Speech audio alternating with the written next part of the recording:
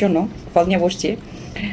প্রথমে দেখাই, এটা স্ট্রবেরি, টুসটুসে স্ট্রবেরি, আর এটা হলো লিচু, ইন্ডিয়ান লিচু। লিচুটা অনেক টেস্টি খাইছি।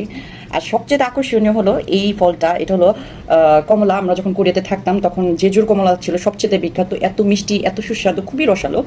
আর এই ফলটা, এটাকে অনেকে থাইল্যান্ডের লিচু বলে। আমি অ্যাকচুয়াল নাম জানি না এটার, কিন্তু এইটা আমার কাছে খেতে খুবই ভালো লাগে। যাই হোক, প্রবাসে বসে এরকম টাটকা টাটকা ফল পাইতেছে, এইটাই অনেক। আমি একটু খোসা ছাড়ানোর চেষ্টা করতেছি, খোসাটা একটু হার্ড, বাট ও শক্ত হয়ে গেছে একটু, মনে হয় অনেকদিন আগে আসছে মেবি এটা। এই যে খুব ও ছুলে ফেলছি, দেখতে খুবই ইয়ামি লাগতেছে, তাই না? একটু খাই। খুবই রসালো আর খুবই খুবই মিষ্টি।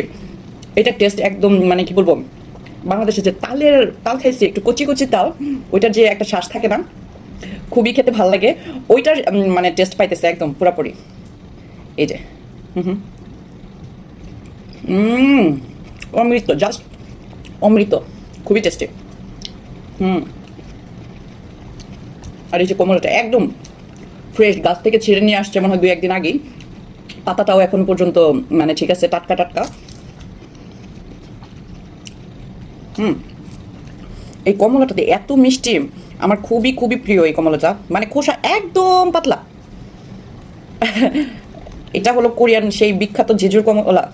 আমি জেজুতে ছিলাম যেহেতু, তো কোন খাবারটা কীরকম সেটা আমার একটু মোটামুটি ভালোই ধারণা আছে।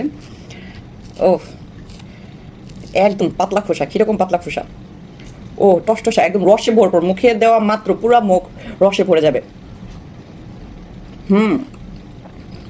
খুবই খুবই খুবই মিষ্টি। আর এই লিচুটা টাটকা লিচু, আমি লিচু এভাবে খাই।